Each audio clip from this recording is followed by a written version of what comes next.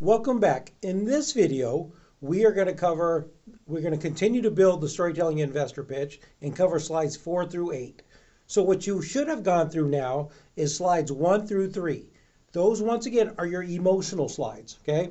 That's your opening or your title slide, your problem, and your solution. So at this point, the investor should be going, wow, this is a fantastic idea. This is great, right?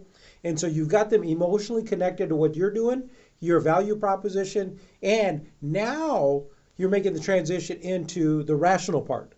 What's going through their mind now is going, this is interesting. Why hasn't someone done this before? How big is this market? Who's the competition? How do you price it? Some of those kind of items. So that's what we're doing now. So just remember, we just finished 1 through 3, which has got them into that emotional place where now they're looking for answers. In slide 4 through 8, the ones we're covering now are the ones that help you answer those questions to really build in the fact that there is potential in this value proposition. Okay? So slide 4. Slide 4 sometimes can be optional, but the whole idea is why now, right? So the whole question becomes, if the investor is thinking, wow, that's a great idea. Why hasn't anyone ever done this before? Okay? Now's the time to answer it. Or they might get stuck in that. Okay? So we want to basically put it out there. If there's a cool innovation that has occurred that enables this gets them even more connected because it actually switches from that emotional to the rational. This is an amazing idea. I wonder why no one's ever done this before. And then you say, well, why now? It's because this new technology has enabled this new capability. And can you see how that goes from going, wow, that solidifies their emotional connection, and then now moves into the rational side. So show here basically why now. And why people, why is this interesting to go forward now? Okay, so examples. In the heated pavements example, why now?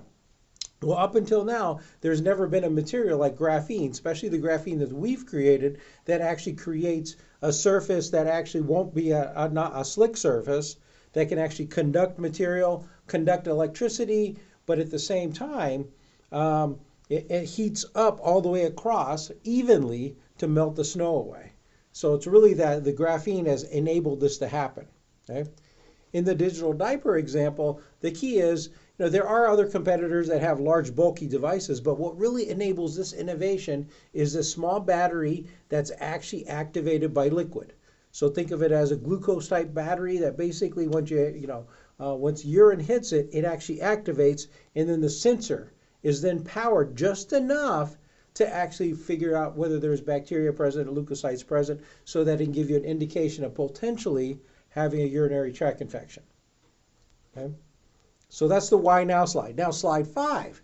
So now if you think about the evolution, the investor's going, wow, this is a great idea. Wow, why hasn't anyone done this before? Now they're starting to get really into that rational thinking. How big is this market? I mean, is this a big market or not? Well, that's what we're going to cover now. So how big is this market? Okay? So specifically, we're going to cover what's called TAM, SAM, SOM. We'll cover that in the next page. But the whole idea of market size is this a market that only has 3 potential people in it, right? So you may have identified a problem and come up with a solution that solves the problem for 3 people. It's great for those 3 people, but it's probably not a sustainable business, okay? On the other hand, is this a market that's huge, right? Which is fantastic. How big is that market? And then who are, in the next slide, we're going to say, who are the competitors? Are there any dominant players in it? So how big is this actual market? So in order to do that, I'm asking you to put down in your slide 5 is the market slide, also known as TAM, SAM, SOM. So your total available market, okay, your serviceable available market, and then basically your serviceable obtainable market or target market, okay? So let me explain what those 3 are. So essentially the SAM, the addressable market, is the whole market. If you were to get the entire market, how big is that? Okay? Probably not feasible to get the entire market, but how big is the entire market? Okay? Of the entire market, which part of the market do you think your solution could actually address? So there's a certain percentage of it that says, okay, maybe everybody in this market wouldn't want our product, but man, I think these people might, right? And then of that, there is a certain place where we're going to target initially. This is the obtainable market, or we're going to go after. So we're going to carve out this market segment and say this is our obtainable market. What we're going to go after initially, our target market or obtainable market. Let's go through some examples. This might help you out in terms of thinking how to do that. So if you look at this slide here, if what we decided to do is basically go after all new homes. Okay, so in the heated driveways, even though we could repave an existing driveway, the whole idea is let's go after just new driveways.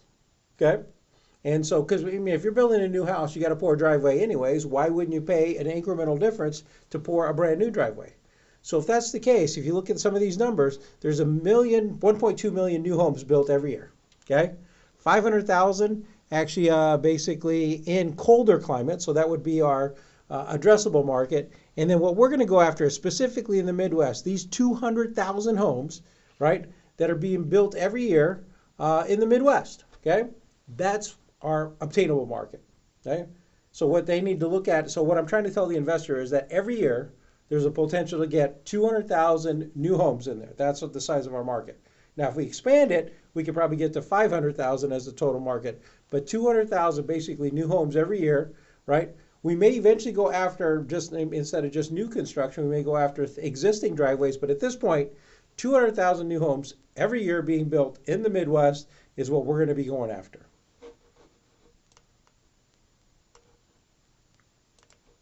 Okay, market size for the digital diaper. Okay, let's blow that up here a little bit so that you guys can see that better. So if you look at it, the total addressable market is gigantic, right? The adult diaper market is huge, or about $9 billion annually and growing at 9% annually. The addressable market, we've decided really that not all adult diapers need to be digital diapers. So we basically came up and said, about $5 billion maybe of that. So there's a good percentage of it, a little bit over half in terms of that.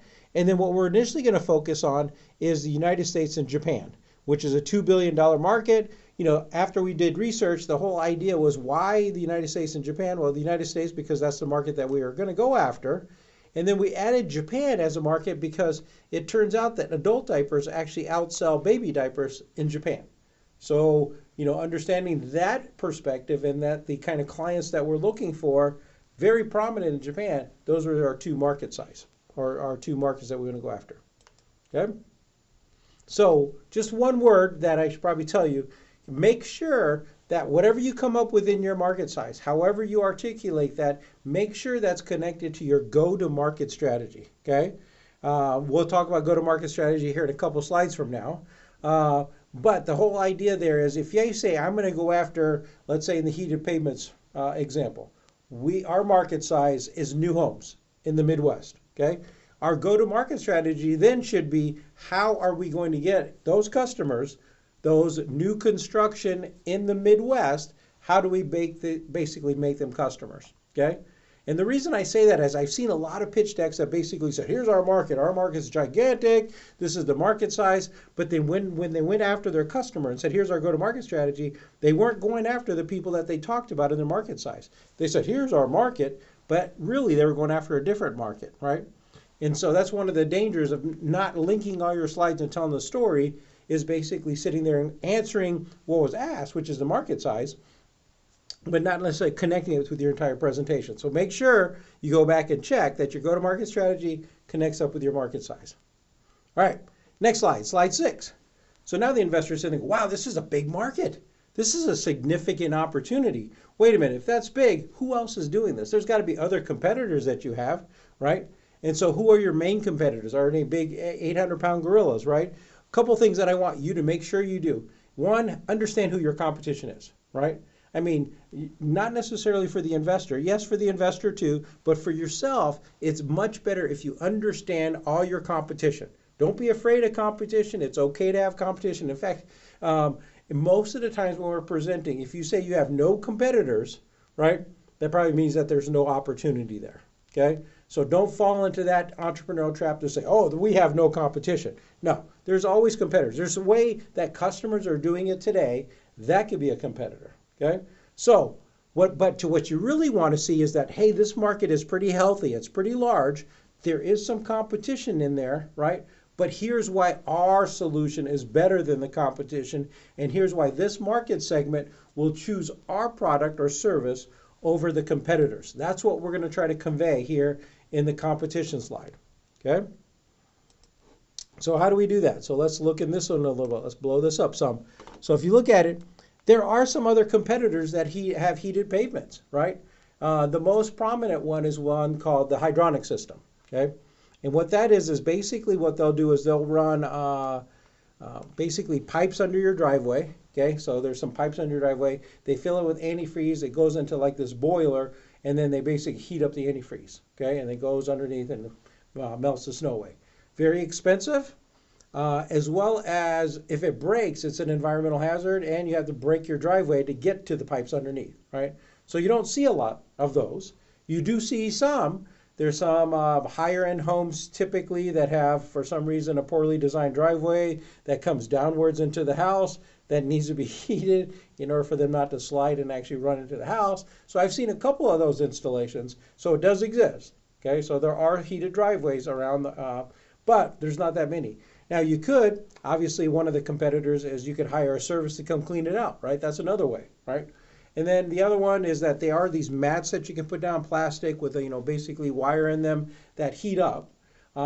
They're okay for things like your maybe your deck in your backyard or potentially the steps on your front porch, something like that. But they're not really used for driveways just because A, cars drive on them, it'll break, and you can't cover that much surface area with these, okay? So our solution is pretty simple, right? The way the driveway works is that would you be willing to pay $2,500 more than a typical driveway to put in a heated driveway as you're building a new home? That is the value prop, okay? And we're basically saying ours lasts longer than the hydronic system, right? It's not an environmental hazard. It actually makes the concrete stronger because of the graphene material, okay? And what we're saying is that it's cheap to run, right? Cheap is like, it's like running 4 light bulbs basically while it's running, okay? That's how much energy is being drawn. And the whole cost of this thing is basically $2,500 more, right, than just an average driveway in there. So if I'm building a house of whatever, and the upgrade would be for $2,500, I can put a switch in, and it melts the snow away every time it snows. Okay. So another example, digital diaper case. It does turn out that there are other digital diapers. Okay.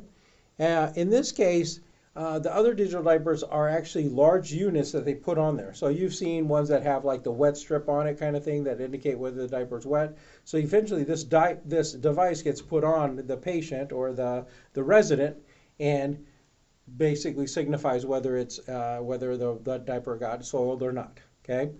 Now, the reality is that they're not used very often because now it's an extra step. It's now you got to clean this device, so people don't utilize that. Okay, ours is actually built into the diaper itself, right? And so the diaper is disposable as has always been, right? And the difference is it costs 25 cents more. So the whole idea is, if I'm selling to the customer segment, would you pay? Would you be willing to pay 25 cents more to help your mother or father or whoever's in that nursing home, right? Avoid getting a UTI, because what this will do is signal that the diaper is wet, so you should change it faster. And then the second is it'll actually detect the presence of the bacteria that causes urinary tract infections for 25 cents extra a diaper. So that's really the value prop. That's really the differentiation between us and the competition. Okay? All right, next slide. Now there are other types of diagrams. One is called the pedal diagram. So I recommend you do one of those, the ones that we just saw, the last two of them, right? Sort of a matrix. Just the table format. This is the most common. This is the one that people like to use. This is the one that allows you to put a lot of different pieces of information. I like things that have numbers in it as well. So yes, no questions. It could be check marks, but also put in data. Data is very powerful when it comes to competition. We're 25% more expensive than the rest of the competition, but you get this added value, right? Or in the heated driveway standpoint, it's $2,500 more than just an average driveway, but you have the convenience of being able to flip the switch and melt the snow away, okay? So I recommend putting together a table like that as opposed to these other ones. But there are other diagrams. One's called the pedal diagram. This one's good if you've created a different class, in this case, a different class of applications. It's sort of like this, but it's sort of like this, but it combines these three together to create its own kind of a niche, right? And then you probably all have seen like these Gartner quadrant diagrams where you place people in a quadrant and say the opportunity we see is in this specific quadrant. great to provide some information, but as far as your pitch deck goes, try to stay within that table format. It's the most common, and it's the one that people are used to seeing. Okay? Next slide. Now that I understand that the market is big and that there is competition, but we have a differentiated solution specifically for a certain customer segment, our things make so much more sense, right? Where are we in that development process? Is your product ready to go to market? Is it already being sold? Is it 6 months away? Is it a year away? Where is that? So that's what your product roadmap is. Answer that question, right? Hopefully it's ready to go. Demonstrate it if you can, right? Because at this point, if you haven't already shown it during the solution time, now might be a good time to actually pull it out, right? So in the heated pavement side, it's like, hey, where are you? It's like, we are in production. In fact, let me show you a video of, our example out of the Des Moines airport, right? So here's a plot. Basically, you can turn it on and see it working. Or if I could bring a working model with me, put ice on top once again to melt it away. So that's one thing that you could do, right? So where are you in that development process? So in the digital diaper standpoint, I could sit there and say, oh, we're ready to go to market. We have it. I pull out the diaper. I show them the sensor. In fact, what we have right now, version 1, is ready to go, and it detects leukocytes or specifically urinary tract infections. But we have some other versions coming up in the future too that we'd love to discuss with you. Okay? In the heated pavement side, you can sit there and say, yes, our thing is ready, and what we're doing is we're launching into our first market. So we're trying to prove our market out. So in fact, the first year, we're going after 2 builders. Okay? We'll talk about that in our target market, in our go-to-market slide. Okay? But we're just basically going after market, proving it runs, figuring out the process, we're figuring out how to work with other contractors and some of that. In the second year, we're going to expand into another market, as well as start moving into some commercial markets as well, here locally. And then the third year, we're going to add a couple more markets to it and move forward. So this is sort of our product roadmap as we go forward in terms of how we're launching our product. Okay. The next slide, slide 8. Okay. Now that they understand the opportunities there, right? Basically, the market size is big, it's differentiated, and that here's where we are with our product. How do we get customers? Okay. So this slide becomes extremely important. Okay. Because by now, the investor should be like, wow, this is a great idea. It does seem like it's a significant opportunity, right? And the solution seems to work and everything there. Now the question is, can they really close business? Can you get customers, right? So if you can show them that you get customers, you're well on your way to get funding. So you'll spend probably a little bit more time here, maybe after the entire presentation, but you're going to be coming back to talking about go-to-market strategy is really about how do you get customers? Can you convince the investor that you know how to go get customers? That's what this one's all about. So you could have things like your sales pipeline on there. You can profile what the exact customers are. If you have some customers, it's fantastic. I love it if you'd have something like some MOU, memorandum of understandings, or some contracts, pre-signed contracts of customers that said, you know what, when you're ready to go, we'd like to be one of the first, right? So here's a couple examples here. Let's go through some here, okay? So for the digital diaper, the whole go-to-market strategy is we've already got 2 nursing homes that basically are assisted living homes and nursing home that are interested in working with us, right? So those are going to be our first clients. Now, they both happen to be part of a network that has 150-ish more of these facilities around the country. So the whole idea is that if we can prove it works in these 2, we can expand into those other networks, right?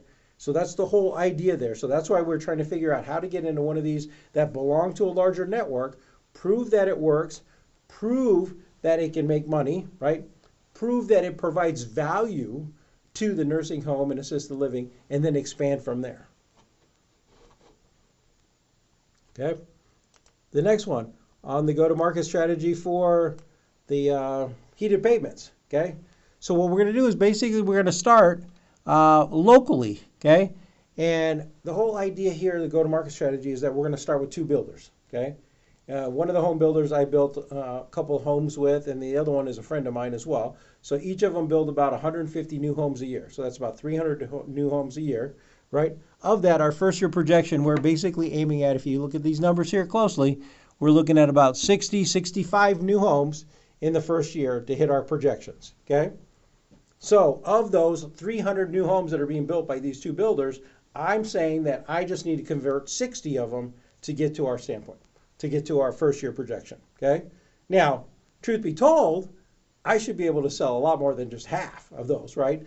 I mean, if I get half of them, that's 150, so I blow away my projections, okay? And so this is going to be more, I don't think it's going to be relegated to whether I can sell these or not, because I think, if I were to go in there and say the average home price is whatever, and you got to put a driveway in anyways for $2,500 extra, now's the time to put in a heated driveway. You can't do this afterwards. I think that's an easy sell, okay? And so to get 60 out of those 300, I think the first year numbers are set, right? In fact, the second year numbers I can hit with just these two builders. But, if I prove it with these two builders, there's another 6 builders that I know that'll jump right on board and do that. And then after that, I'll own this marketplace, okay? And that's why we're moving to other markets as well. So we'll start here in the Des Moines area, move into Minneapolis, as well as into Omaha area, go out to the Chicago area, go into the Michigan area, these different areas that we're going to be going into, but we'll initially start in Des Moines, prove our proposition out, and once again, I've got 2 already signed up in terms of builders, and that's going to help me meet my first year goals pretty easily, I think, but then also get to my second year goals, okay? And so once again, the whole idea is to get them comfortable with the fact that, yes, we can sell this, right? If I had the capital, which is really what you're trying to do, if I had the money that we're asking for, I can go implement this, right? I can get customers in the door. You've seen the solution. You've seen the opportunity. It's a great idea, okay? So, wrapping up this section, basically we went through slides 4 through 8 just now, okay? So remember, slides 1 through 3 were those emotional slides, that 80% of that 80% of a sale is emotional. That was slides 1 through 3, okay? So you went in there, convinced them that it was a great idea, okay? These slides here, if you look at it, now that they're convinced that, wow, this is a great idea, can this thing make money, right? Does this rationally make sense, right? How big is that market? Why hasn't anyone done it? How big is that market? Who else are you competing against? Where are you in your product evolution? And can you get really customers? Can you see that? So if you can basically answer all those questions, the investor is sitting there going, wow, this does seem to be an investable proposition. This is really good, right? And then that leads us off to the third thing, which we're going to talk about, which is slides 9 through 12.